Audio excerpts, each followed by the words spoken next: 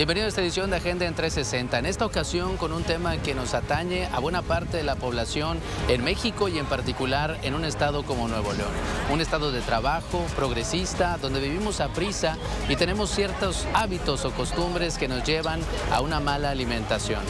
Esa es una de las causas del problema del que vamos a hablar en esta edición especial, el tema de la obesidad.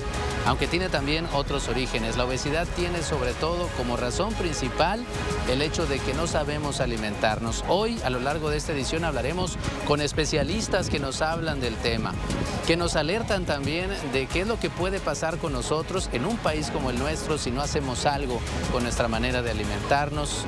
Y obviamente también tendremos, a manera de ayudar a corregir este problema, la asesoría de especialistas en nutrición.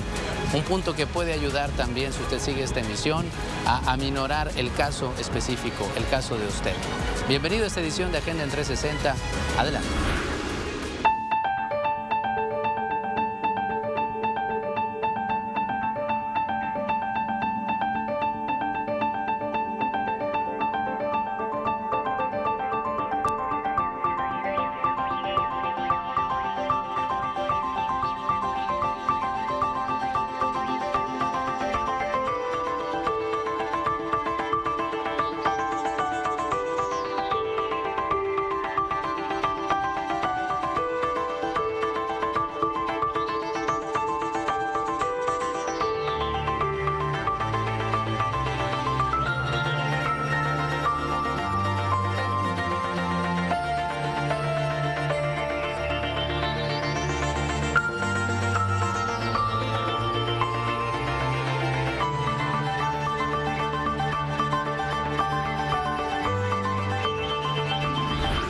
El sobrepeso y la obesidad se definen como una acumulación anormal o excesiva de grasa que puede ser perjudicial para la salud. De acuerdo con la Organización Mundial de la Salud, la causa fundamental del sobrepeso y la obesidad es un desequilibrio energético entre calorías consumidas y gastadas. La OMS estima que el incremento de personas con sobrepeso u obesidad se debe, en resumen, a un aumento en el consumo de alimentos de alto contenido calórico que son ricos en grasa y un descenso en la actividad física debido a la naturaleza cada vez más sedentaria de muchas formas de trabajo, los nuevos modos de transporte y la creciente urbanización. El problema actual es muy grande. Desde 1975, la obesidad se ha casi triplicado en todo el mundo.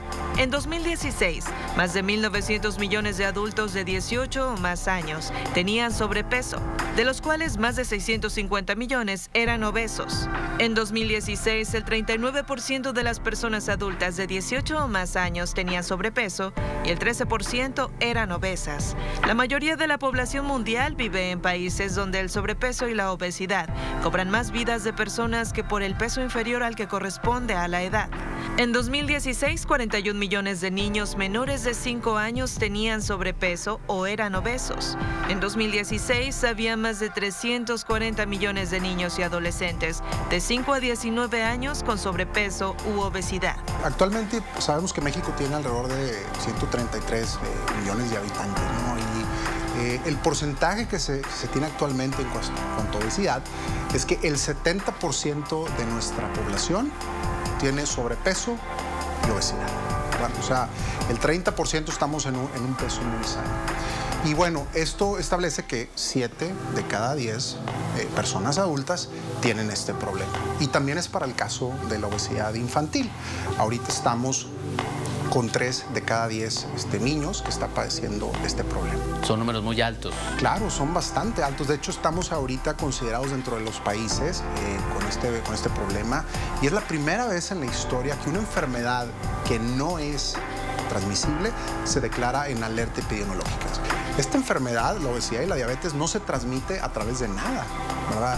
Entonces, es la primera vez en la historia que está sucediendo esto y que, bueno, creo que tiene mucho que ver con que debemos identificar que la obesidad no es un estilo de vida, es una enfermedad y hay que darle un tratamiento. Si tuvieras que decirme, doctor, ¿se puede ser un poquito pasado de peso y estar sano, o necesariamente estar un poquito excedido o en alguna etapa de la vida ya te habla de que es un tema de salud? ¿Cómo es esto? La obesidad no es como muchos decimos, ¿no? Yo tengo sobrepeso, pero estoy sano. De hecho, fíjate, hay un dato bien importante. De este 70% de los pacientes que tienen obesidad, solamente el 6% de ellos considera que tiene un problema. Los demás dicen, yo estoy muy bien. Me siento bien. Me siento bien. Estoy pasado de peso, pero es la panza cervecera, como comúnmente le dicen, ¿no?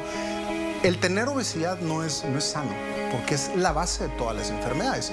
Y en realidad es algo que eventualmente va a llegar a un punto en donde va a activar las demás, principalmente la diabetes. Entonces, está la parte psicológica, emocional, está la parte de la psicología, obviamente social e individual, la parte de la actividad física, la parte de la preparación de los alimentos, del consumo de los alimentos, la parte física del paciente y el medio ambiente.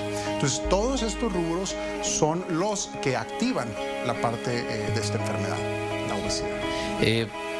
En caso de hombre, mujer, edades, ¿quién tiene más problema o quién es más, tiene cierta tendencia al problema de la obesidad y sobrepeso? Fíjate que últimamente, en las últimas estadísticas, está bien demostrado que las mujeres están incrementando la prevalencia de obesidad. Creo que tiene mucho que ver con el estilo de vida que llevan, el estrés que están presentando con sus actividades tan complejas y ellas tienen que hacer más trabajo a veces que nosotros los hombres por el tipo de sociedad que tenemos, y ese estrés y ese empuje que tienen que llevar las está haciendo consumir obviamente más calorías. Y la otra es que la masa muscular que tienen ellas es mucho menor que la que tiene un hombre.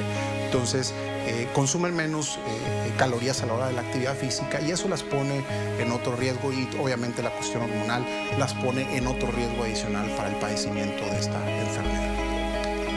Los pacientes que vemos aquí en la clínica son entre los 14 y los 72 años. Pero sí te puedo decir que el mayor número de pacientes que vemos, obviamente son mujeres, pero están entre los 21 y los 55 años. Ese es más o menos el rango que tenemos. Y si lo acortamos un poquito más, entre los 36 años a los 49, ese es mi mayor número de pacientes, ¿no?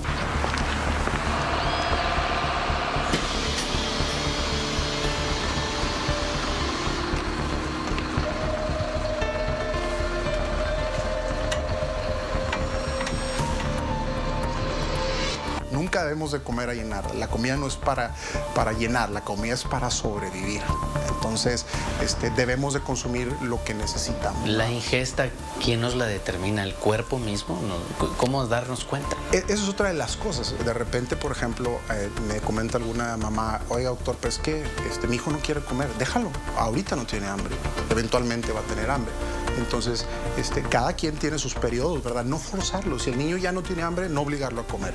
Si el niño en ese momento ya se llenó, está bien, hijo, vamos a continuar. Al rato le va a dar un poco de hambre y puede comer algún snack saludable, ¿no? ¿Qué es lo que puede impedir muchas veces el éxito a la hora de uno entrar en un régimen? Primero, ¿cómo debe uno entrar en un régimen? ¿Qué hay que hacer? El primer consejo que yo les daría es acudir con el profesional.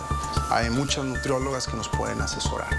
Segundo consejo, obviamente, bueno, que estén certificadas y que hagan todo esto como debe ser, ¿no? Otra de las cosas yo le diría, busca una dieta que sea sostenible, ¿sí? No puedes estar a puros líquidos el resto de tu vida, ¿no? Entonces, en el momento, sí, vas a bajar de peso, ¿no? Con líquidos vas a bajar de peso. Pero va a llegar un punto en donde ya no vas a poder comer solamente líquidos. Entonces, ¿qué va a pasar?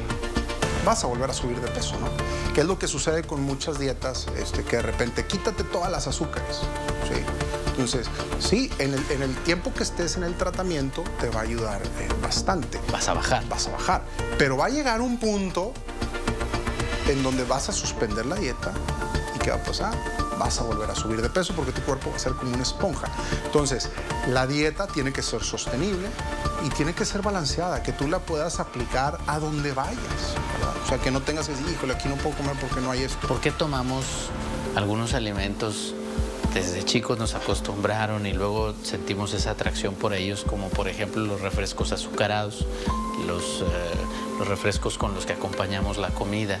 En un momento, gente conocida que lo deja, ese refresco lo deja de consumir, a la vuelta de 3, 4 semanas se nota la diferencia. ¿Pero por qué existe esa liga del cuerpo con esas sustancias? Es el azúcar, definitivamente, sí, tal cual. O sea, los refrescos traen demasiada cantidad de azúcar para poder compensar los ingredientes que tienen, ¿no? Porque si lo dejas así, no lo toleraría, el paciente, ¿no? La persona. Entonces tiene un grado muy alto de azúcar y vuelvo a repetir, el azúcar está relacionado directamente con una adicción, ¿no? Entonces, como la cocaína, no tiene el mismo efecto, o sea, es altamente adictiva, ¿no? Entonces, ese es el toque que le ponen para poder que el paciente o la persona lo siga consumiendo. Es como los Doritos, no sé si has visto, tú comes un Dorito y te queda manchado los dedos. Eso está hecho a propósito, ¿sí? Para que te quede el olor todo el tiempo y eso te empieza a despertar, ¿no? Ese polvo mágico, ¿no? Dorado que te genera esas ganas de regresar, el color. Los colores de ese tipo generan estímulos visuales y cerebrales para que vayas y busques eso. Lo que comentábamos es que muchos de los alimentos te los ponen a la altura de los ojos, ¿no? En las tiendas. Y eso está diseñado precisamente a través de estudios de consumismo y todo esto para que la persona se vaya sobre los colores y agarre el producto que genera más adicción para que tú vuelvas a comprar después, que eso es de lo que hablamos. ¿Qué otras cosas consumimos en el día a día que son nuestros principales errores, digamos, a la hora de comer? Hay que ver muchas veces, por eso decía ahorita hace un momento, hay que saber leer las etiquetas nutricionales. Nos ponen tantas cosas en mercadotecnia tan bonito y light, ¿no? Pues sí es light, pero tiene el azúcar, no está adicionado, pero ya el azúcar que tiene es suficiente como para una porción, ¿no? Para una porción que pueden ser las azúcares de todo el día. Entonces, algunas barras de granola que te dicen que son súper saludables o algunos cereales que pueden ser súper saludables y que en realidad no lo son. Entonces, creo que la lectura de estas etiquetas son una necesidad para poder determinar qué es bueno y qué es no, porque si mucha gente come, por ejemplo, cereales que no, es que me enseñaron que el cereal es muy bueno, pues sí, pero ese no, ¿verdad? Debe buscar el mejor, ¿no? Entonces, eso es lo que yo digo. La prisa con la que vivimos y las jornadas prolongadas de trabajo nos obligan a comer lo que sea y a veces donde sea. Es cierto, también participan los malos hábitos y es que la comida no sana es muchas veces más rica. Es importante tomar en cuenta algunas de las recomendaciones que nos dan los especialistas. La relación que existe entre nuestra salud o el sobrepeso y obesidad con el consumo de agua. ¿Cuál es Porque no todo el mundo consume o consumimos la misma cantidad o la cantidad que nos dicen que es la que debemos consumir al día. ¿Qué tan importante o qué tan trascendente es eso? El agua haz de cuenta que el anticongelante del cuerpo, ¿no? Por así decirlo. O sea, más del 65% es agua, ¿no? Entonces, de nuestro cuerpo, más del 70% es agua de nuestro cuerpo. Y eso dependemos mucho del consumo de este líquido vital para que nuestros organismos funcionen adecuadamente. A veces decimos, oye, me duele la cabeza. ¿Sí? Muchos de mis pacientes me lo comentan, doctor, es que me duele la cabeza. ¿Y qué otro síntoma traes? Pues traigo la boca un poco seca, mi lengua está blanca. Y le digo, ¿ya tomaste agua? Sí, ya tomé agua. ¿Y cuánto has tomado? Pues 2 litros. Hay que tomar más. Pero es que la recomendación es 2,5. ¿Sí? Pues tu cuerpo necesita más. O sea, no puede haber una sola recomendación para todos. Cada cuerpo es diferente. Entonces, la base mínima sería 2 litros al día, 2,5 litros al día, mínima. ¿Sí? Pero ¿qué tal si tu cuerpo necesita más, ¿no? Entonces no nos podemos comparar porque cada quien pesa diferente, cada quien sus actividades diferente. Entonces hay gente que necesita 3, 4 litros al día, ¿no? Entonces hay gente que necesita menos. Entonces, pero sí, definitivamente el agua es fundamental para las funciones del cuerpo. ¿Comer con agua, doctor? Que hay gente que lo acostumbra. Comer con agua. En general con los líquidos, ¿no? Yo les digo a mis pacientes, porque lo platicamos muchas veces, que el agua o los líquidos tienen un efecto como cuando vas al baño, ¿no? Que le bajas, ¿no? Y que se va. Esto es igual con la comida. Tú comes con agua y lo que estás haciendo es estás empujando lo que tienes de alimento. Aunque tenemos una válvula abajo que puede hacer detener esa salida un poco, que es el píloro, pero aún así, o sea, lo estás diluyendo y haces que pase más fácil a través de esa válvula. Entonces, si tú comes con los líquidos, vas a empujar la comida, te va a caber más alimento, ¿sí? Vas a batallar más para llenar y luego te vas a mermar más rápido.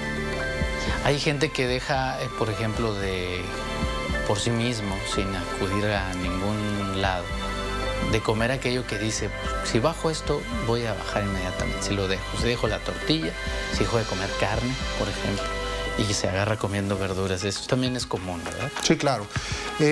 Hay mucha gente que lo ha logrado y claro que los felicitamos porque es un gran esfuerzo. Hay gente que pudo haber bajado 60 kilos con una sola alimentación, que modificó sus hábitos, que ha llegado al punto donde ya tiene control y logró cambiar la parte del chip. Y eso es lo que tratamos también con todos los pacientes.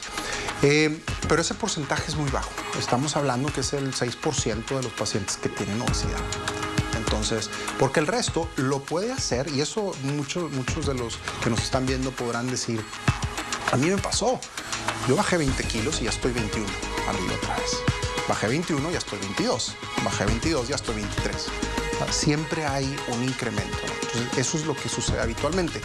Por eso es que los tratamientos efectivos no se miden a través de que me lo tomé y bajé, sino se mide a través de que bajé de peso y lo mantuve a 5 años. Ese es un buen tratamiento, el que te dura a través del tiempo. Doctor, cuando la gente decide llegar ya a una intervención, a operarse, existen opciones, algunas se confunden un poco, la banda, la manga, las cosas, pero ¿quiénes sí son candidatos? Primero que nada, yo siempre les digo a los pacientes, tuviste que haber hecho un intento, tuviste que haber tenido intentos, o sea, no es como que de un día para otro empecé a subir de peso y de repente ya, no, pues no voy a operar, pero no has hecho dietas. No, pero ya es que ya me quiero operar porque no voy a bajar. No. Tienes que hacer intentos primero para bajar de peso. Si no has hecho intentos, no eres candidato. Tienes que cumplir con ese requisito inicialmente. Eso lo valoramos aquí. Segundo, siempre les digo, para poder ser candidato en nuestra clínica, tienes que estar dispuesto a hacer cambios en tus hábitos. Tiene que haber disciplina, convicción, tienes que venir a tus seguimientos, tienes que tener un compromiso con nosotros, con el equipo, para que esto funcione.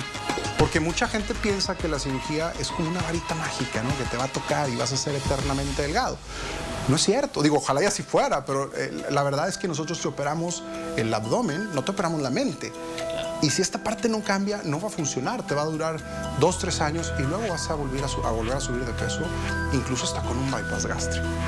Entonces, ese es el otro requisito, tener la convicción de poder seguir indicaciones. Y a veces nosotros nos podemos dar cuenta, un paciente que le pedimos que baje de peso para la cirugía con una dieta preoperatoria, no baja.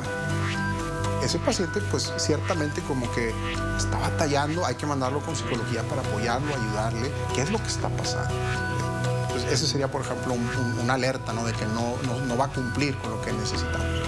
Después viene la parte del peso, que entonces pacientes con índices de 30 a 34, que es obesidad tipo 1, 35, 39, 2, eso que habíamos platicado de los índices, empiezas a ser candidato si le empezamos a agregar, por ejemplo, problemas en articulaciones, problemas de enfermedades de columna, problemas de diabetes, de hipertensión, colesterol, triglicéridos, todo esto. Entonces, entre más enfermedades tenga un paciente asociadas a la obesidad, es mucho mejor candidato.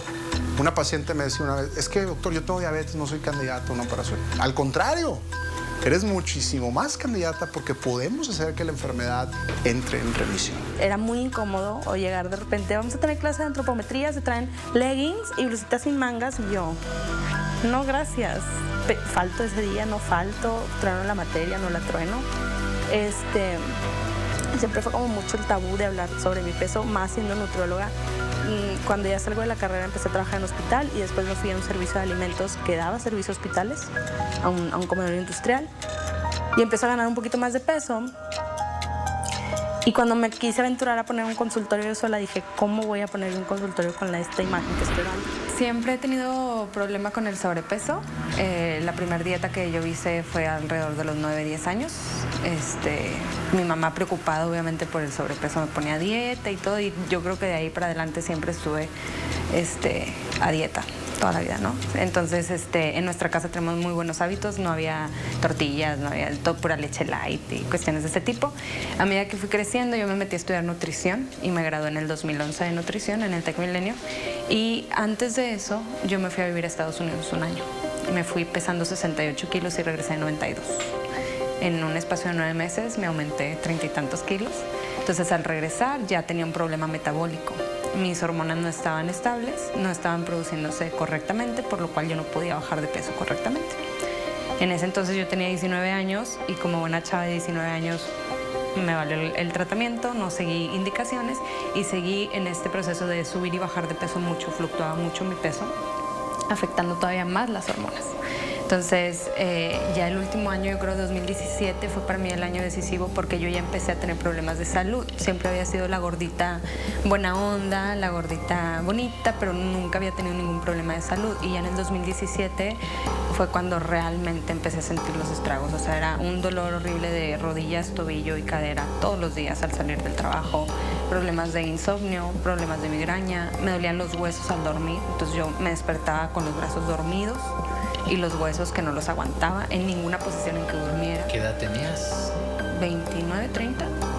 ¿Y tu peso cuál era?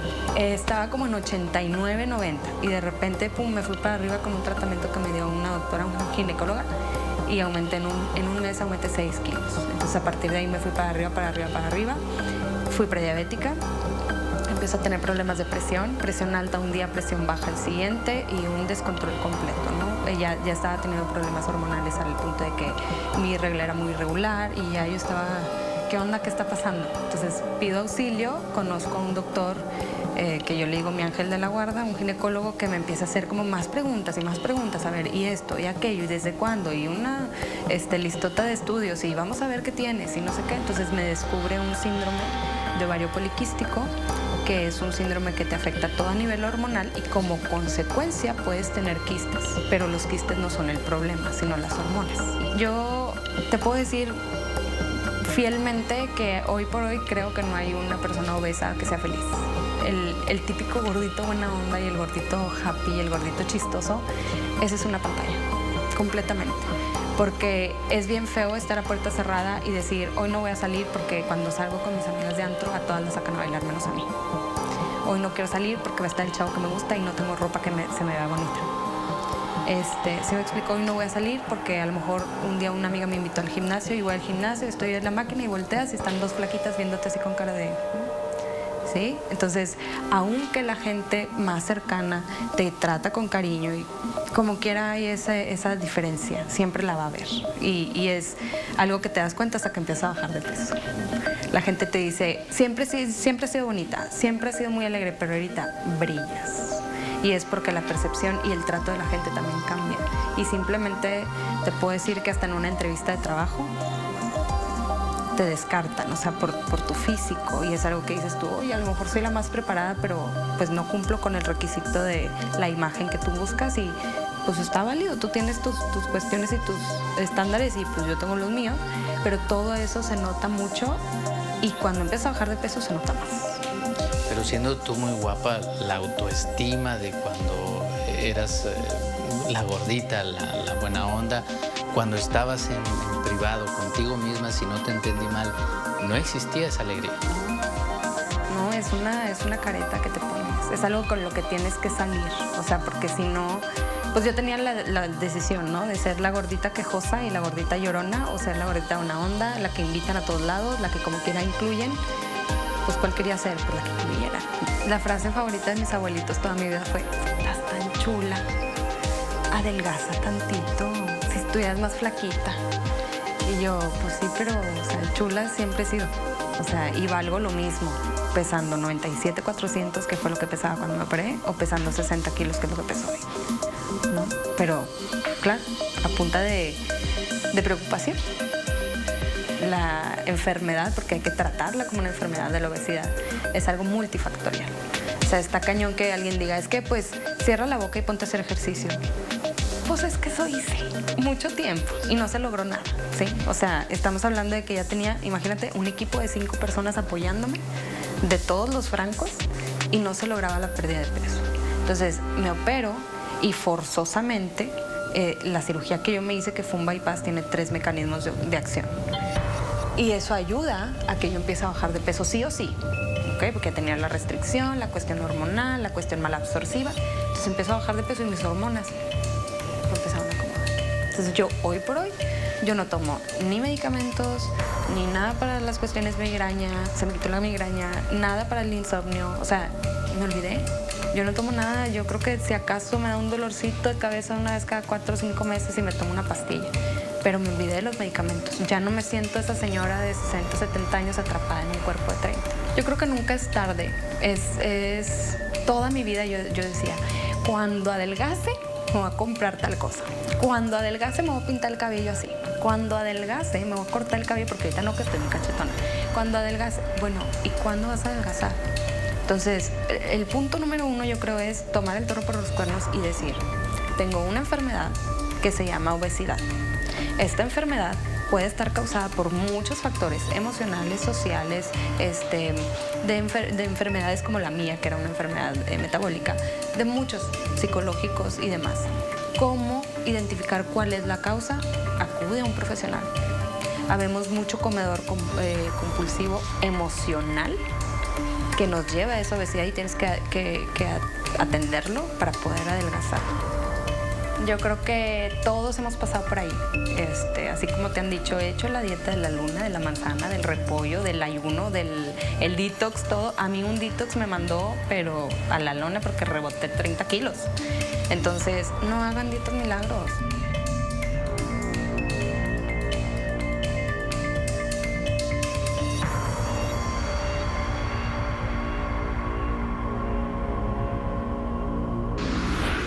Es que imagínate que te digan, tu vida está acabando, te sientas derrotada, nada satisfecha con lo que ha sido tu vida, no poder disfrutar a tus hijos por 15 años con obesidad tremenda. Después de una operación se vive una lucha que es tal vez la más difícil que puede enfrentar un ser humano, la lucha contra sí mismo. ¿Cuáles son las principales complicaciones o aquellos retos una vez que ya se pasa por esto? Bueno, pues tenemos que estar conscientes del cambio de vida que vamos a tener. Normalmente ya venimos con varias ansiedades, con problemas emocionales, que es lo que nos lleva a la obesidad. Entonces tenemos que combatir con todo eso. La clave está en evitar aquello que nos llevó al problema de obesidad. Exactamente. Los problemas emocionales y los cambios de hábito. Hay que tener cambios de hábito porque si seguimos con lo mismo, esto fracasa. Hábitos en la hora de la alimentación, comida. El tipo de alimentación que vamos a consumir, la cuestión del ejercicio, eso hay que dejarlo atrás. El ejercicio juega un papel importante en esto, en el éxito. Así es. ¿Hay alguna característica de personas donde se complica más? ¿Hay edad, hay sexo en esto? ¿Cómo es? Pues no, yo creo que no es igual, tanto hombres como mujeres. Yo creo que la mujer batallamos un poquito más. El hombre tiene más músculo, el hombre no tiene problemas hormonales como la mujer, entonces es más fácil.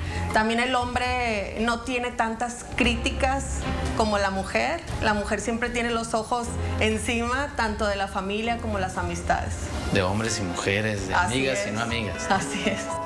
Tengo entendido que la mayoría de las personas, cuando llegan ya a la operación, casi es un requisito que hayan al menos intentado otros métodos. ¿Usted intentó otros métodos? Así es, hice todo, tanto hacer ejercicio. Toda mi vida fui una persona muy activa, vengo de una familia deportista. Todo lo que fue mi adolescencia y mi juventud estuve delgada. Esto sucedió después de mi segundo embarazo. Entonces traté de hacer deporte y en lugar de ayudarme pues me lastimó. Yo tenía mucho sobrepeso, tomé pastillas, me puse inyecciones, hice la dieta de la luna, la dieta de todo. Y pues nada me dio resultado, al revés, sino todo eso me descompuso mi tiroides hasta llegar a lo que estuve en 120 kilos. Y hay un momento determinante cuando dijo, llegó la hora de hacer algo más fuerte. ¿Cuál es? Yo padecía un síndrome que me tenía muy dañado mis órganos. Mis órganos se estaban deteriorando. Yo podía perder la vida.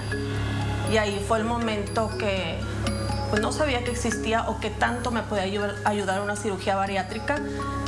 Y al momento que me entrevisté con el doctor y él me dijo que podía apoyarme con esto y iba a cambiar mi vida, pues dije, aquí es el lugar correcto y el médico que me puede apoyar. Era muy pesado. Desde que despertaba estaba cansada. No me gustaba mucho ya convivir con la sociedad porque me sentía mal, me sentía rechazada. Sentía que en mis círculos sociales yo ya no podía estar dentro porque pues sí tenía, como ahorita es de moda, hacer mucho deporte, hacer mucha dieta, lo que es estar muy delgado. Mi círculo social, la mayoría de mis amigas son así y yo sentía que yo ya no cabía en esos círculos sociales, me aislé totalmente. Y pues con las enfermedades que tenía, mis malestares, estuve más totalmente en cama. De hecho, llegué aquí en silla de ruedas. Llegó en silla de ruedas. Así es. Sí, ya casi no caminaba. ¿Cómo comemos? Actualmente comemos entre un 30 a 40% más calorías que antes de los 80. En el mundo hay 2.1 billones de pacientes con obesidad y sobrepeso y 2.8 millones fallecen por estos padecimientos. 3 de cada 10 menores de los 5 a los 11 años padecen obesidad y sobrepeso. 4 de cada 10 adolescentes de los 12 a los 19 años padecen obesidad y sobrepeso. Y 7 de cada 10 adultos tienen obesidad y sobrepeso. En México, 70% de la población tiene sobrepeso y el 90% de los casos de diabetes se relacionan con obesidad.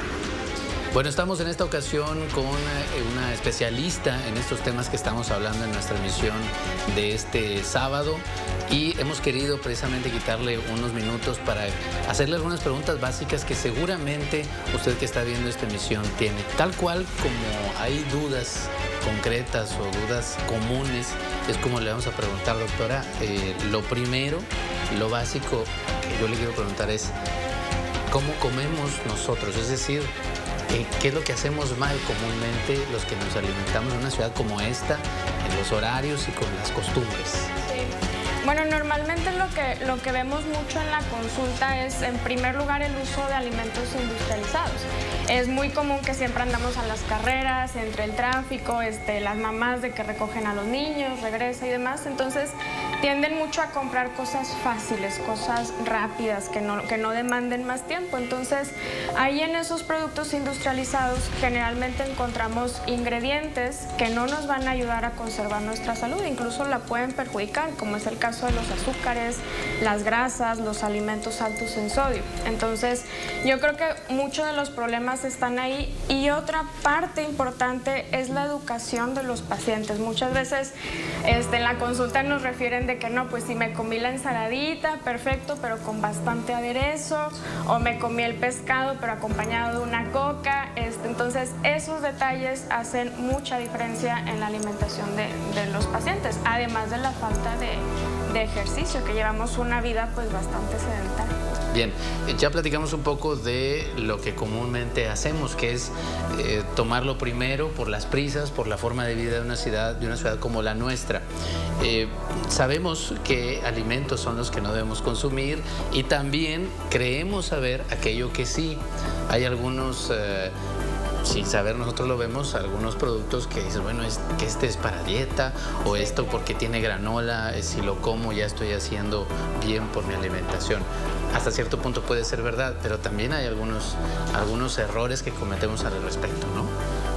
Sí, claro, bueno, lo más común que vemos es, por ejemplo, las galletitas estas de avena, las barritas que nos dicen nada más traen 100 calorías, pero siempre, bueno, la parte de la educación al paciente es explicarle que calorías, bueno, hay de muchos tipos. Hay calorías de proteína, que esas generalmente no nos afectan en el peso, hay calorías de azúcar y hay calorías de grasa. Entonces, estos productos como que se aprovechan de la vulnerabilidad de los pacientes y las etiquetas dicen 100 calorías, 90 90 calorías, 80 calorías, entonces pensamos que es un producto bueno, pero pues resulta que estas calorías son de puro azúcar o de pura harina, entonces pues no los hace un producto adecuado para la pérdida de peso en caso que se busque o el mantenimiento del peso. En particular también hay gente que toma la decisión de omitir una de las comidas y lo hace eso como un hábito y le resulta tal vez para sentirse medianamente bien.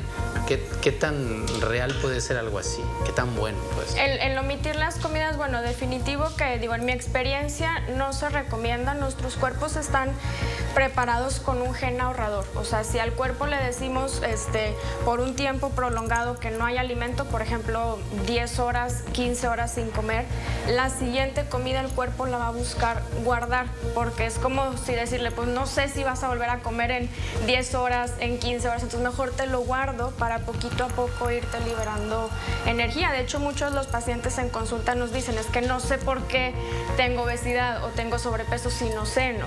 Pues por eso, o si no desayunan. Entonces, esa es una parte importante, y la otra es que al momento de hacer la comida, pues llegamos con un chorro de ansiedad, llegamos con un chorro de hambre, buscamos lo primero que haya. Entonces, pues sí es importante que el paciente haga comidas al menos cada 3 horas. Los horarios sí influyen mucho en esta parte. La idea es que al despertar, al menos 1 hora después de despertar, ya se esté ingiriendo el primer alimento, y ya a partir de ahí, aprox cada 3 horas hay que estar haciendo los siguientes snacks y la comida y la cena. Algunas personas acostumbramos el café temprano. ¿Es malo? ¿Qué tan dañino puede resultar? El café americano, o sea, del negro así como tal, súper saludable, súper recomendado, es antioxidante, no tiene calorías. El riesgo es cuando usamos que el capuchino con la crema batida, con el caramelo. Ese es el verdadero detalle, pero el café negro sin problema. Sin azúcar. Sin azúcar, puede ser con leche pues deslactosada light, puede ser con leche de soya, leche de almendras, sí. Sí, claro, estas son las porciones que usamos, bueno, en la consulta.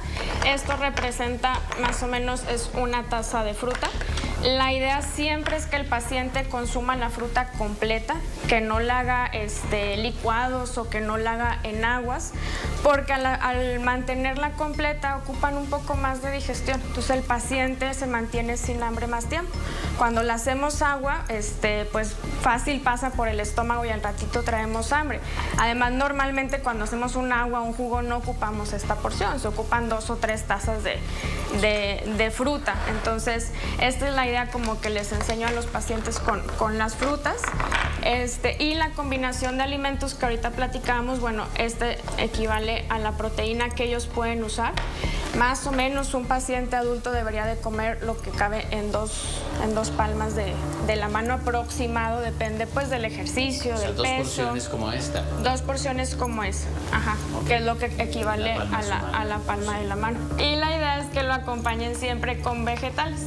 Esto representa media taza de verduras. Ajá. Las verduras, al tener fibra, lo que nos van a ayudar es a mantener más tiempo la sensación de saciedad, o sea, que ellos se queden sin hambre por más tiempo. Entonces, inhibir el hambre de una manera natural, digamos. Exacto, sí, mantenerse sin hambre por más tiempo. Okay. Hay gente que omite la carne, que dice, no, en mi dieta yo me voy con verduras y todo esto, y omite la carne en periodos muy prolongados. Eso puede dañar.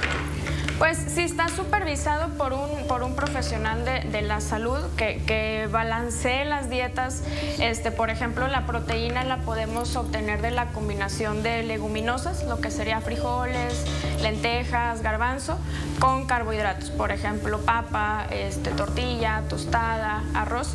Si hacemos esa combinación, obtenemos la misma proteína que la carne. Entonces, si está balanceado por un profesional de la salud, sin problema. Hola, te presento a Carmen. Es la primera vez que la conoces y sin embargo es probable que ya estés haciendo suposiciones sobre lo mucho que come y lo poco que se ejercita por el simple hecho de que es obesa. Hay muchas Carmen por ahí y necesitan de un tratamiento. A lo mejor tú eres una de ellas, o si conoces a alguna Carmen, es tiempo de actuar contra la obesidad. Un refresco, por ejemplo, es lo que comúnmente en una ciudad como la nuestra, que es de las que más consumen en todo el mundo el refresco gaseoso, ¿Eso qué tanto nos influye o nos puede hacer más complicado bajar de peso? Sí, no, definitivo es una limitante para que nuestros pacientes bajen de peso.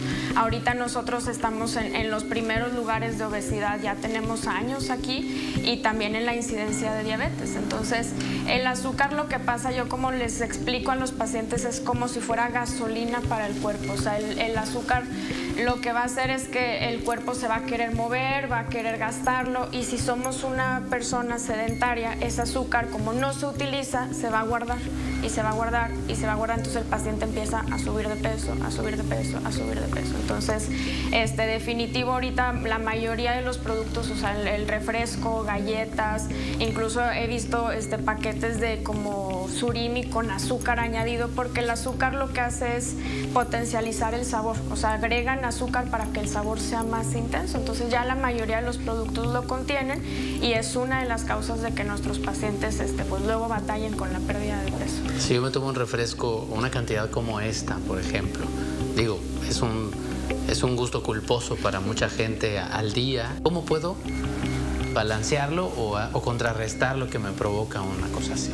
Sí, la idea ahí sería, por ejemplo, que el resto del día ya no consumir alimentos altos en azúcar, incluso bajarle a los carbohidratos. Por ejemplo, no sé si tenías alguna fiesta y hay un pastel, bueno, en ese momento no consumir el pastel, y con ejercicio. El ejercicio es la forma, solamente hay dos formas que están comprobadas para la quema de grasa. Una parte es la dieta restrictiva, o sea, comer menos cantidad de la que el cuerpo necesita, y la otra parte es el ejercicio. El ejercicio va a estar quemando esos excesos que tuvimos. Entonces, otra recomendación que le hacemos a los pacientes es esa. Bueno, todos lo hacemos, todos comemos unas papas, todos comemos la hamburguesa, todos lo hacemos, y la forma de balancearlo es con una actividad física, y no hay ningún problema, digo, siempre y cuando se tenga ese equilibrio y ese balance. Doctora, ¿qué puede pasar con los llamados productos milagros? Ya escuchamos publicidad por todos lados, se ponen de moda incluso algunos elementos naturales y demás, y luego hay algunos que son de tomar puro líquido,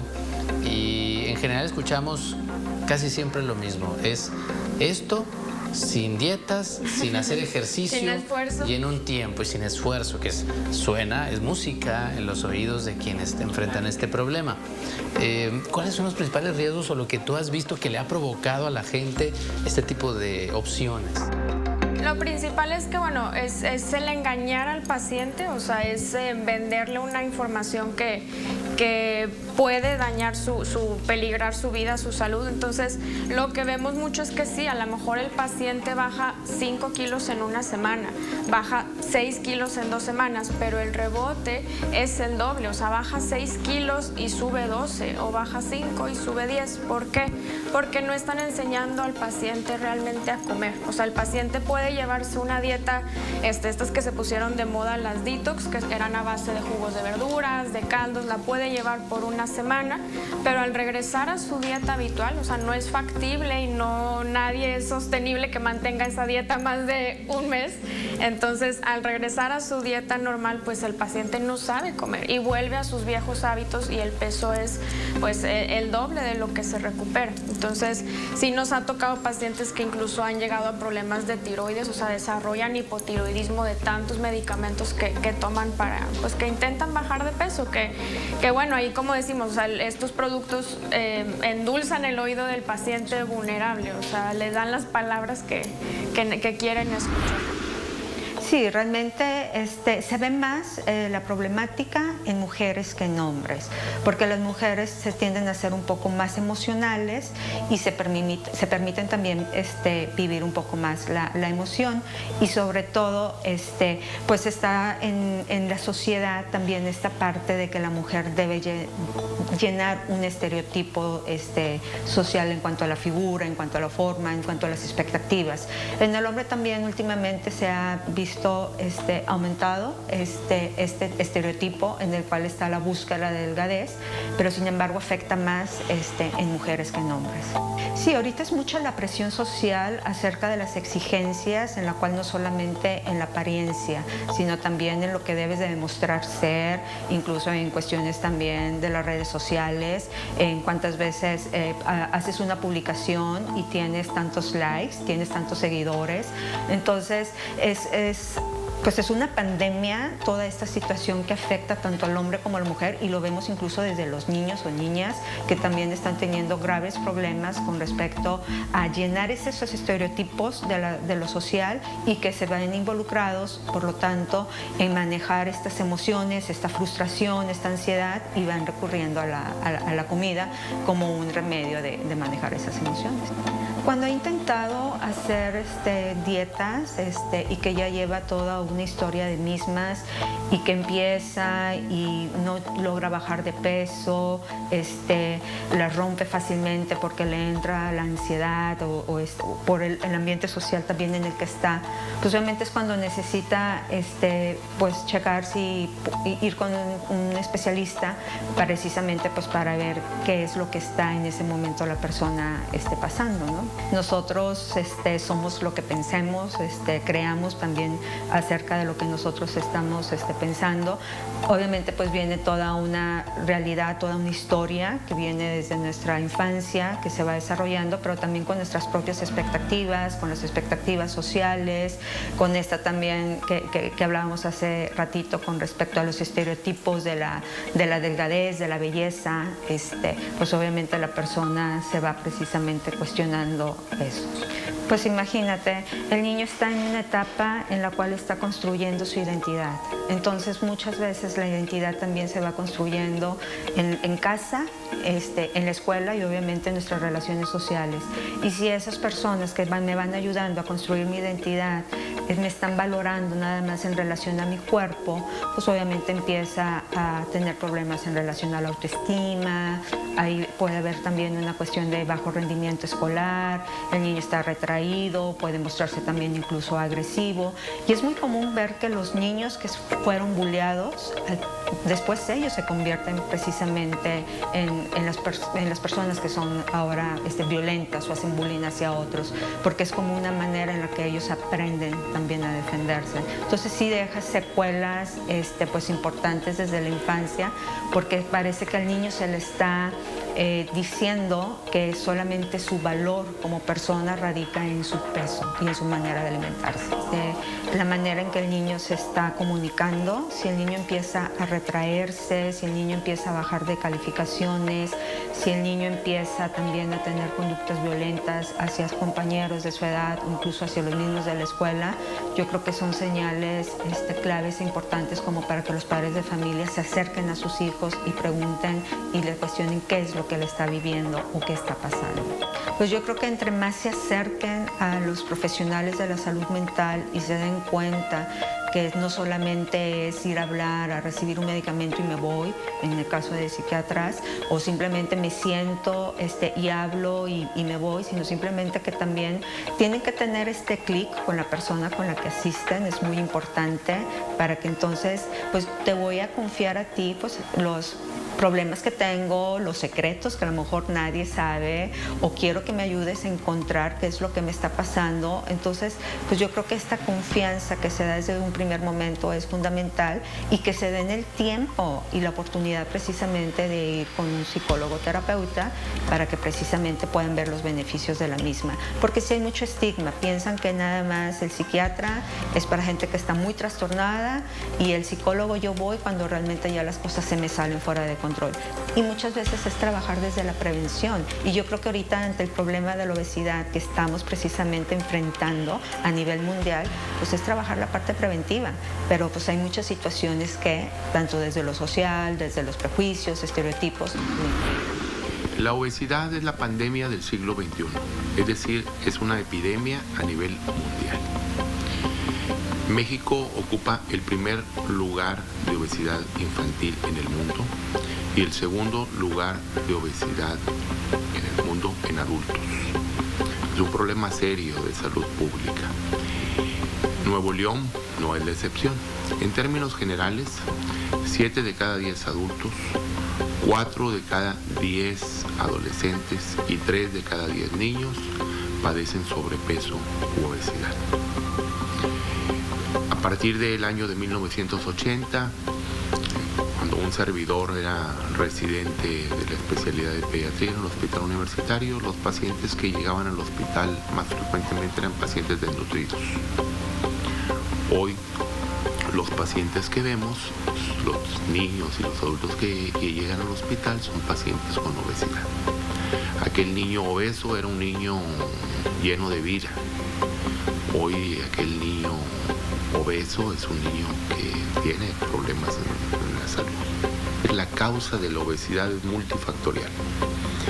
Hay factores que se relacionan con la ingesta excesiva de alimentos ricos en azúcares y grasas, como la pobre activación física. Aquellas personas que no realizan la activación física pues tienen mucho mayor riesgo de desarrollar obesidad. Es un equilibrio entre lo que se consume y lo que se gasta de energía, pero también existen factores genéticos, factores endocrinos que nos ocasionan este problema de obesidad, así como la herencia tiene un factor importante. Es decir, es un problema multifactorial. ¿Algún componente social? Claro, definitivamente ha cambiado en los últimos años. Anteriormente salíamos a jugar a los parques, a la calle. Hoy los niños, me ha tocado observarlos que están en algunos restaurantes con los papás, con el iPad o con el celular, se los ponen para que juegue y se entretenga. Ya hay estudios científicos que están relacionados directamente con las horas de videojuegos, de televisión, con el grado de obesidad. Entonces, la activación, el alto consumo en refrescos, también es un problema que nos ocasiona mayor índice de obesidad. ¿La cerveza también seguramente? Sí, seguramente también nos ocasiona el consumo de cerveza, de refrescos, de bebidas endulzadas, que debemos de fomentar pues el consumir agua. Y logramos reducir la obesidad infantil del 32.5% al 28.3%. Disminuimos 4.2% la obesidad infantil, impactamos en 40,000 niñas y niños de nuestro estado. Y esto es un trabajo de equipo. Para reducir este problema se necesita un trabajo en conjunto de los diferentes órganos de gobierno, de sociedad, de universidades. Todo el mundo tiene que participar. En los adolescentes disminuimos un 3%, en los adultos hombres 3.2% y en los adultos mujeres 4.2%. Esto es algo grandioso porque, como ya lo mencioné anteriormente, nos ocasiona un serio problema de salud pública. La obesidad no existe dinero, ningún país en el mundo tiene para resolver el problema de la atención en la salud con las enfermedades relacionadas con la obesidad. Al año fallecen 100,000 personas por causas relacionadas a la obesidad. La diabetes es la primera causa de muerte en México. Del año 2000 al 2015 fallecieron más de 1.100.000 personas por dicha causa, cifra similar al número de muertos durante la Revolución Mexicana. 240,000 millones de pesos fue el costo de la obesidad en México y se estima que llegue hasta los 273,000 millones para el año 2023. Esto sería un incremento del 13%. Se calcula que el tratamiento de un paciente con obesidad mórbida es 30% más costoso que el de un paciente con peso normal.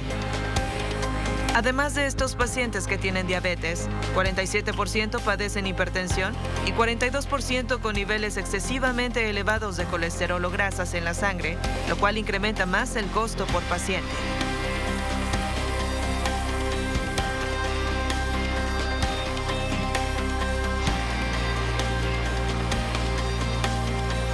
Nuevo León tiene aproximadamente 5.5 millones de habitantes según el Instituto Nacional de Estadística y Geografía. De 2010 a la fecha se ha logrado una disminución de 4% en niños en el estado de Nuevo León, gracias a las labores encabezadas por la Secretaría de Salud. Se están tomando mediciones preventivas como limitar el horario de anuncios en la televisión de alimentos poco saludables y bebidas azucaradas, ponerle etiquetas nutricionales a los alimentos, colocar en los menús de restaurantes las calorías, campañas que promueven alimentos saludables y el impuesto a alimentos no saludables. Tu cerebro tiene su propio sentido. El índice de masa corporal, IMC, es un método utilizado para estimar la cantidad de grasa corporal que tiene una persona y determinar, por tanto, si el peso está dentro del rango normal o, por el contrario, se tiene sobrepeso o delgadez. Para ello se pone en relación la estatura y el peso actual del individuo. Esta fórmula matemática fue ideada por el estadístico belga Adolphe Quetelet, por lo que también se conoce como índice de Quetelet. El índice de masa corporal se calcula dividiendo el peso, expresado siempre en kilogramos, entre la altura multiplicada por 2. Es decir, si usted pesa 80 kilogramos y mide 1,74 m, el cálculo se hará de la siguiente manera. Dividirá 80 entre 1,74 por 2, lo que es lo mismo 80 entre 3,48. Haciendo esta operación se obtiene 22,98, que para fines de esta explicación se considera un peso saludable.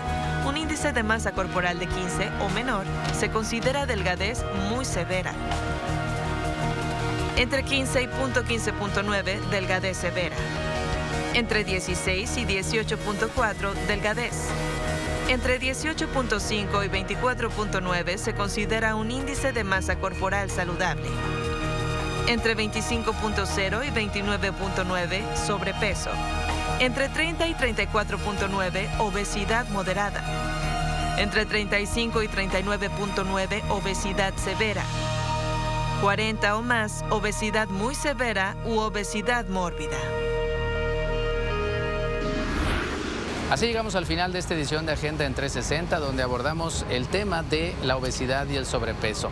Ya lo escuchó usted en voz de los especialistas, de los que saben que tenemos que poner atención especial en qué comemos, a qué hora también estamos alimentando y sobre todo, de qué manera podemos resolver este problema en nuestra vida diaria, en la vida tan acelerada que tenemos. La próxima semana hablaremos de una de las consecuencias principales de la obesidad y el sobrepeso. Desencadena lamentablemente en un enemigo silencioso y muy peligroso, que causa la muerte de millones de personas en el mundo, la diabetes. Lo esperamos en nuestro próximo programa.